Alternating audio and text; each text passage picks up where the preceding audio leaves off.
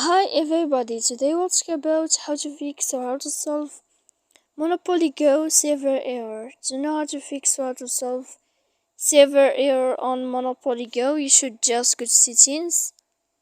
Here in this page you click apps, default apps, app settings. When you'll find this list, you will search about this window of Monopoly Go and you will click. Then this list you will click on force stop and you will click OK. After that we click storage. Here we click clear cache, and in the end you can turn off your phone. You will wait 3 seconds, then you can turn on your phone again. So please don't forget to support us by like and subscribe. See you next time in another video, and thank you for your attention and your watching.